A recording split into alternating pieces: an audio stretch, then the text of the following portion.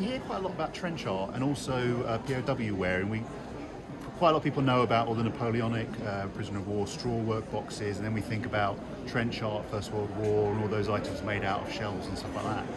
But a lot of that actually, at least the trench art items, weren't actually made in the trenches. They were made after the war as souvenirs for people. Now, we've got two really interesting items here that would definitely have a real history to them.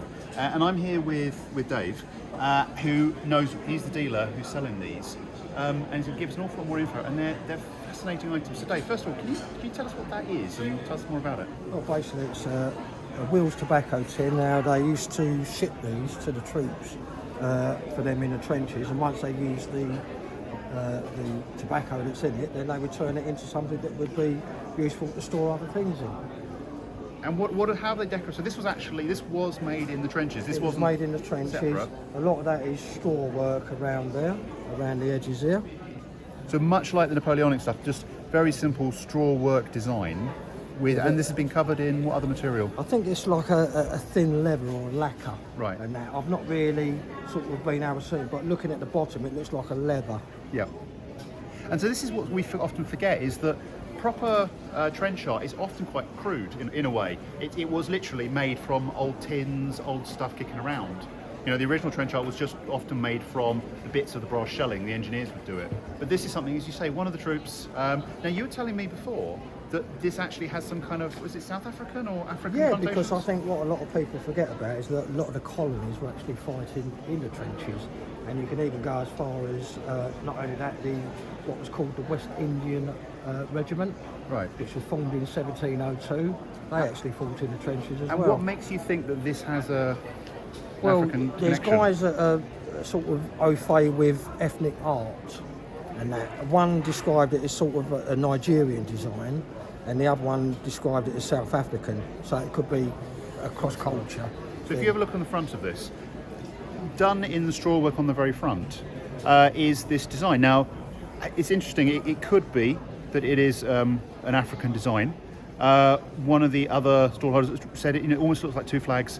To me, this almost looks like an aeroplane, because you've got the curving over of the main part of the body, and then you've got the wings either side. So interesting, it could be any one of those three things, but a really fascinating object. Now, the second one is from Dave as well.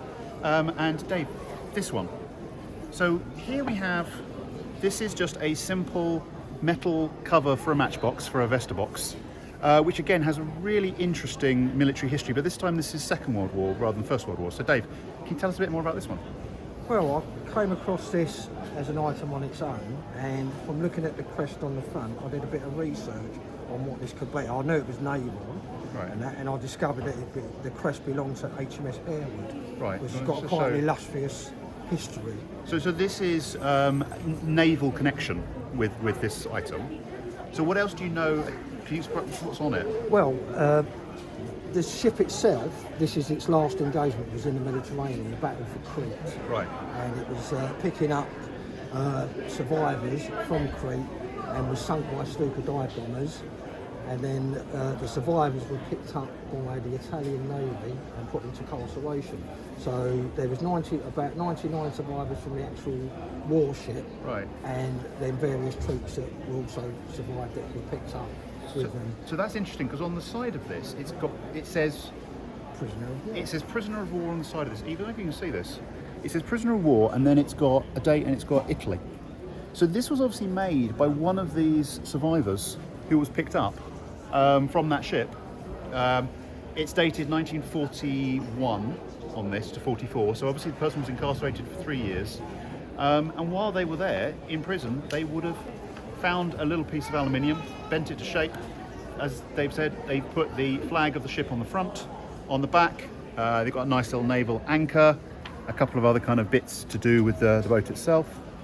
So a little memento for this bloke while he was probably sitting, whiling away his hours in the POW and this camp. is what the ship was actually doing, was picking up survivors from the Battle of Crete.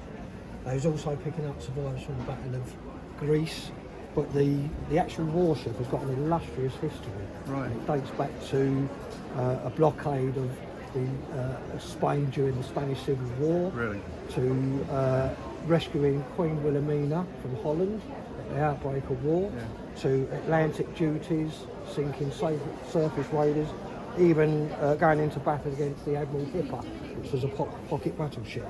So it's quite an illustrious. And to be honest, when we think about World War II, we often forget all of the naval battles. We forget all of the stuff that went on the sea that was just as important. And we, again, when we see, you know, the shots of the ships sinking, we forget that there are often people jumping overboard, surviving. Well, this is some of the action.